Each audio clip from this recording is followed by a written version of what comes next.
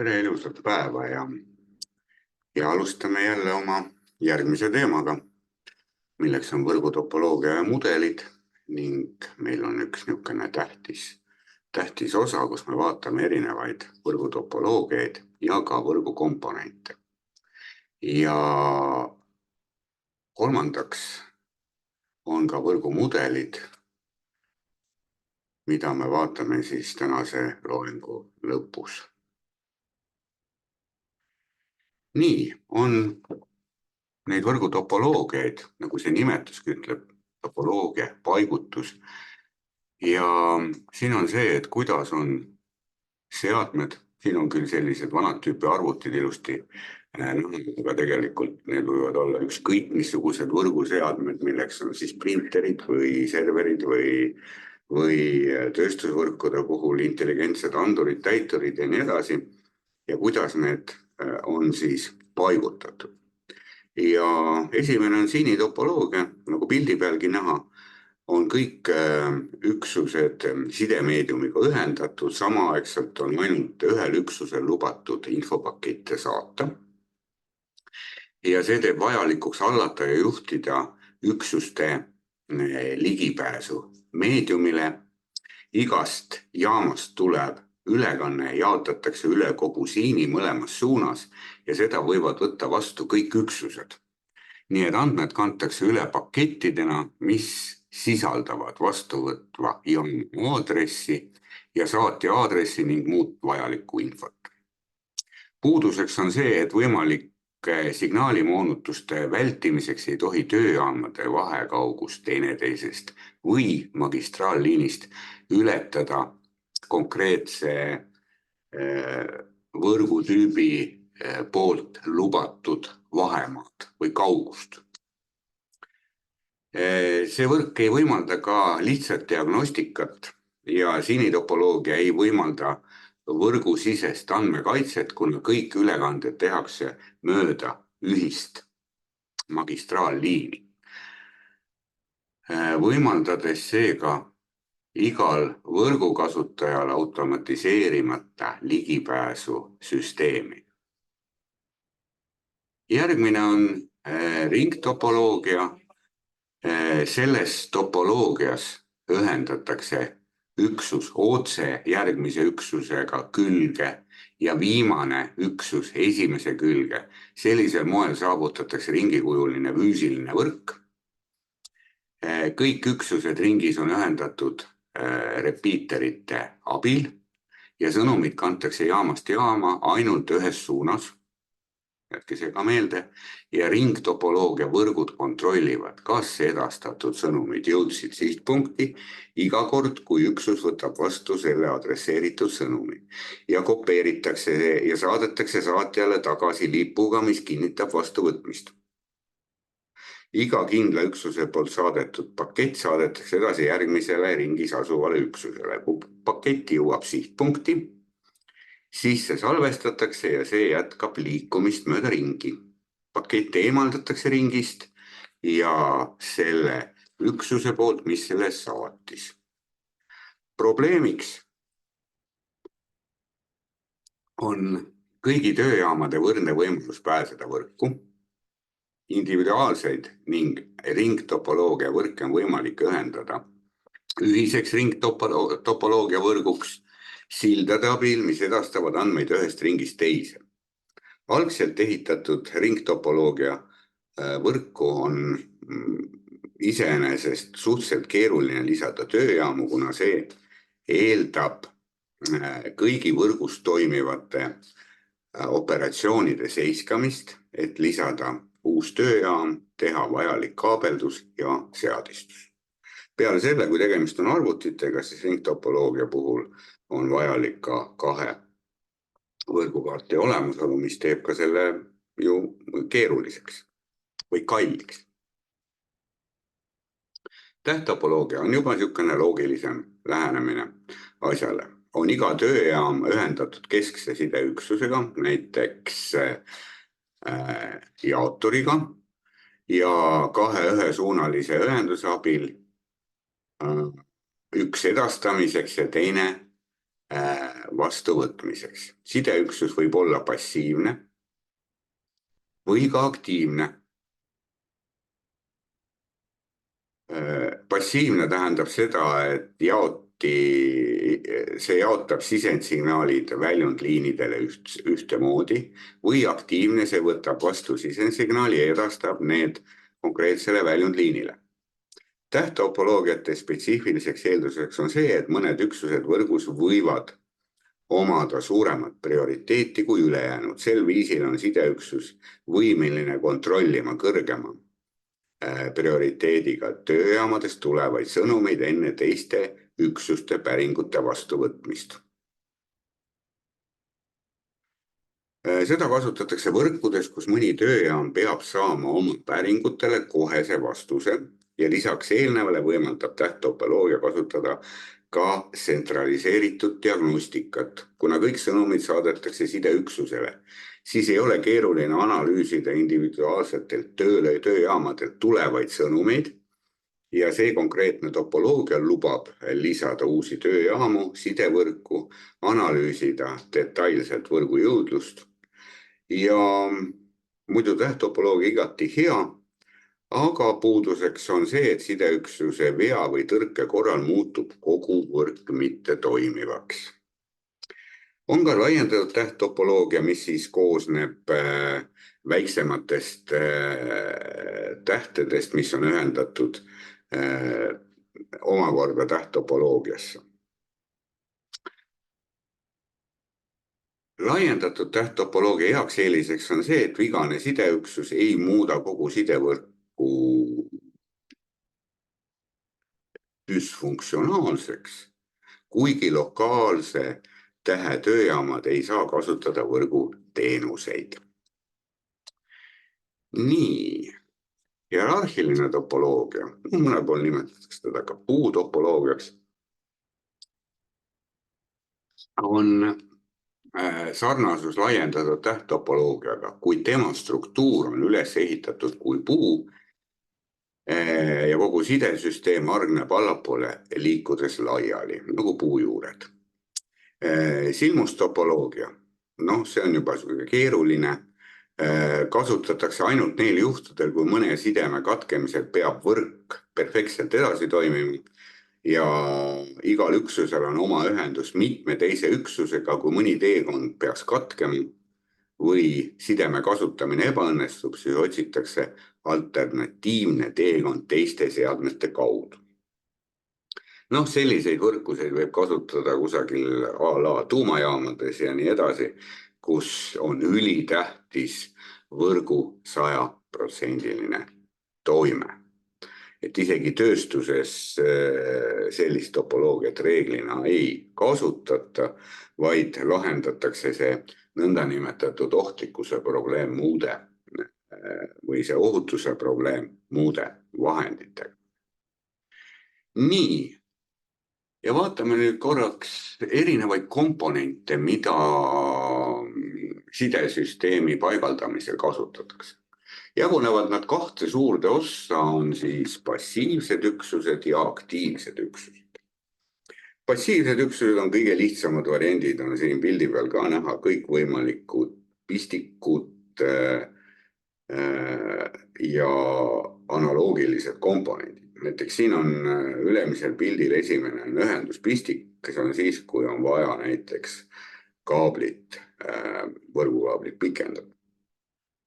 Mina muidugi oma protsessides selliseid ühendusi näha ei taha, sellepärast et iga sellise ühendusega võib kaasneda võrgu kas riknemine või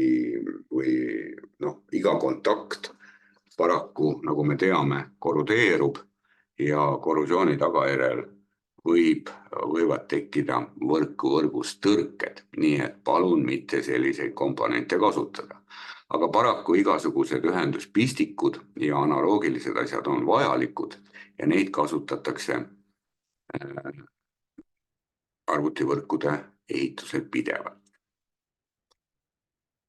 Üks selline passiivne üksus, mida on väga laialt kasutusel, mida me tavatingimustes ei näe, aga kui me satume näiteks serveriruumidesse, siis on batch-paneelid ehk juhtmepaneelid, on ühendus jaotuspunkti kaablite korraldamiseks, näiteks ühendus serverite ja teiste switchide ja kommutaatorite ja kontsentraatorite ja jaoturite ja ruuteritega.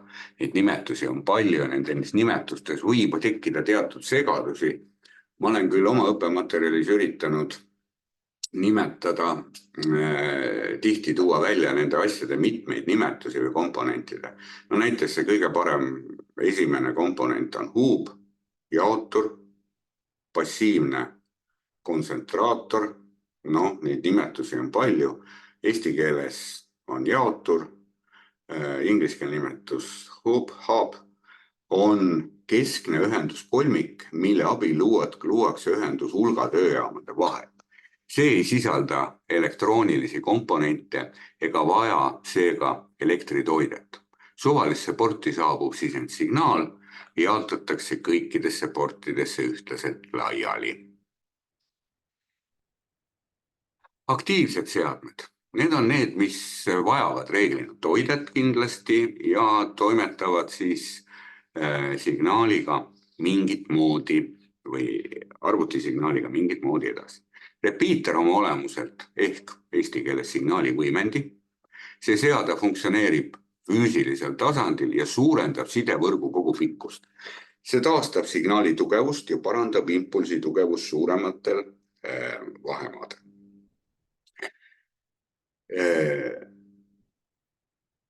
Need on tuntud kui adapterid või ülekandemeediumi konverterid, mis konverteerivad võrguliiklust kahe erinevat tüüpi ülekandemeediumiga sidevõrgu segmendi vahel. Näiteks valguskonverter loob ühenduse UTP kaabelvõrgu ja valguskaabelvõrgu vahel. Need on jälle sellised konverterid, mis ei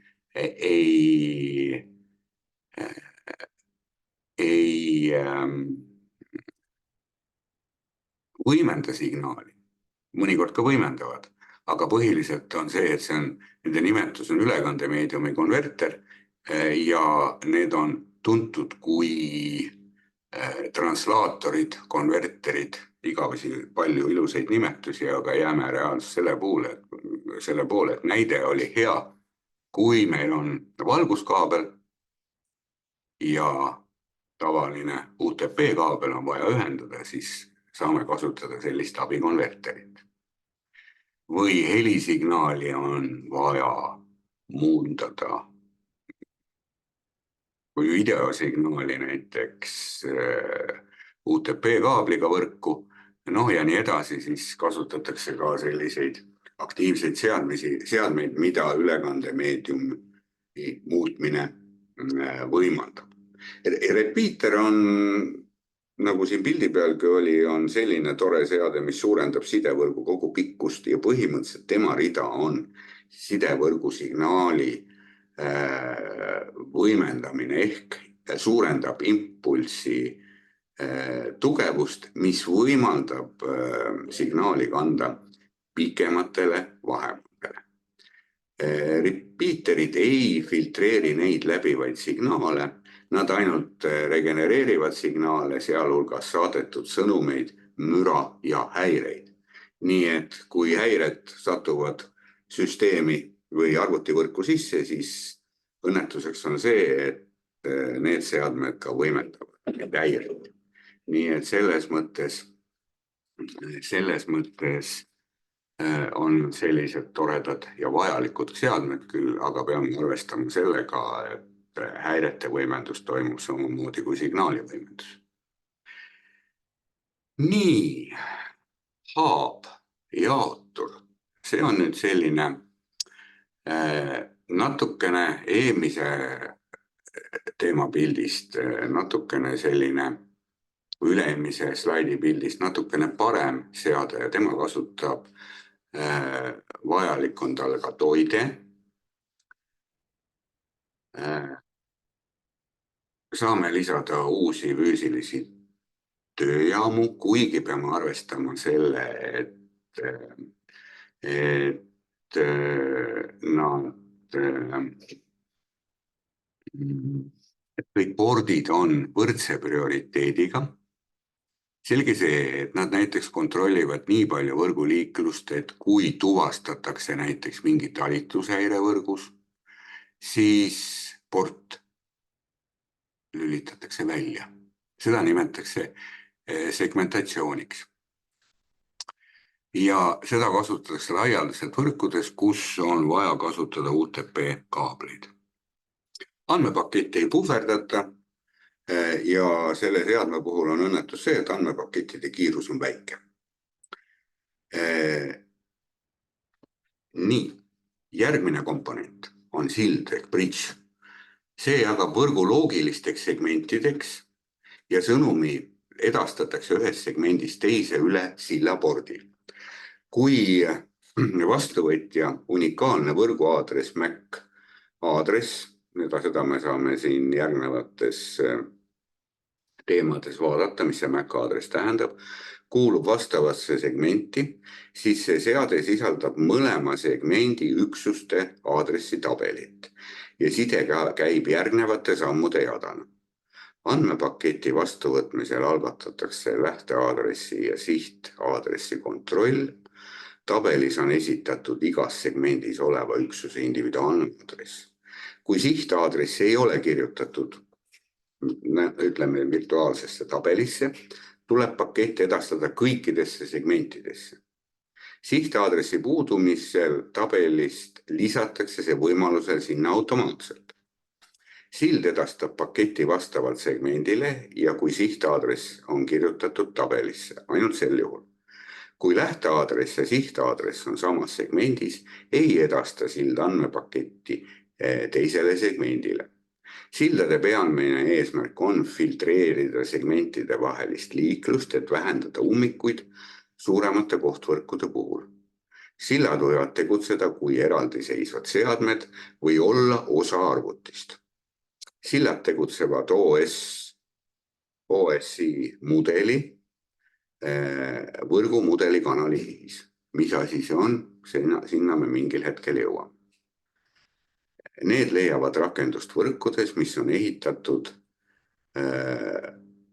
huubidega, et limiteerida andmepakettide valet edastamist või ühendada kaht eemal asuvat lokaalvõrku üheks. Nende sildadega nüüd on see element, et neid on iga aastaga jääb vähemaks, sellepärast et sillad annavad oma tegevuse põhimõtteliselt järgnevatele komponentidele üle, mida kasutatakse arvutivõrkudes tunduvalt rohkem. Nii et järgmine selline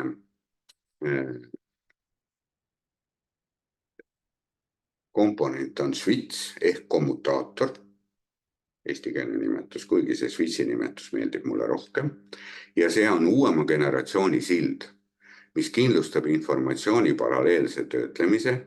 Switche kasutatakse kõige laialdasemalt tööjaamade ühendamiseks tähttopoloogia võrkudes ja see suurendab võrgu andmevahetuskiirust. Välimuselt saraneb see huubiga, kuid siiski on kommutaator sellest olulisel intelligentsem seade. Huub edastab vastuvõetud signaali kõikidesse portidesse. Switch seevastu filtreerib informatsiooni ning edastab selle ainult sihtseadmele. Switch on mitme pordiga sild ja tegutseb järgneva sammu jadana. Paketi saabumise kindlasse switchi porti kontrollib see, kas pakett on korralikult vastu võetud. Seejärel vaatab jälle oma tabelit, et kindlaks teha, kas selles on vastuvõtta MAC aadress kirja pandud. Kui MAC aadress puudub, edastab kommutaator andmepaketi kõigisse oma portidesse ja saab vastuse sihtseadmelt. Eksisteerib 3 tüüpi vastuvõtja aadressi andmeplokkide edastusviisi. Leviedastus, multiedastus ja üksikedastus.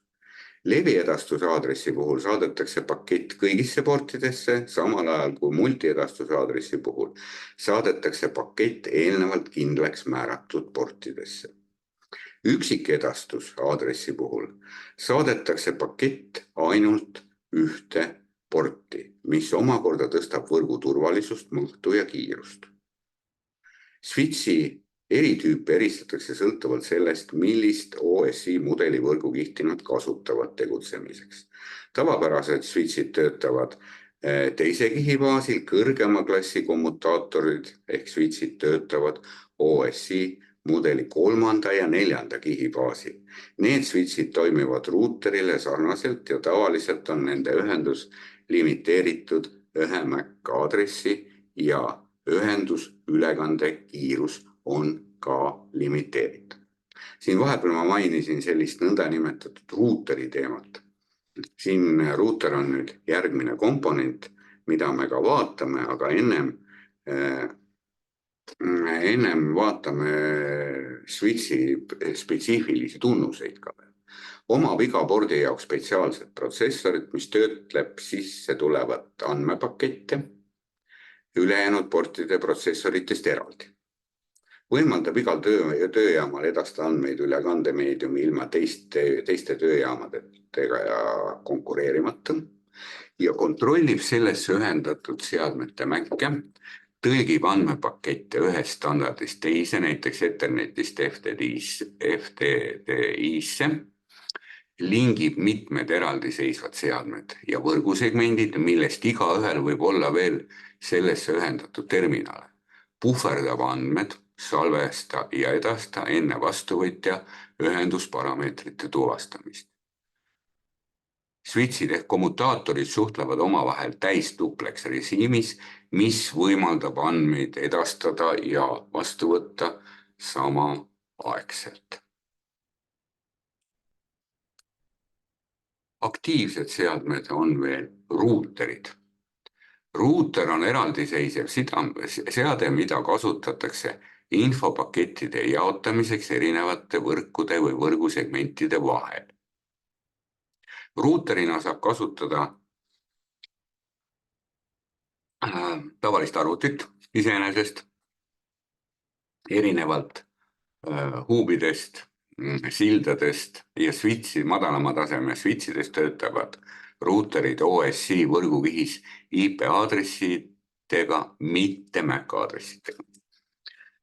Siin pildi peal on ilusti näha all on tööstusarvuti, Siemensi tööstusarvuti, Simatic IoT 2000 ja siis ka Siemensi ruuter.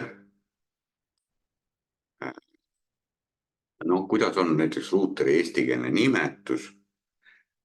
Ruuter võiks olla siis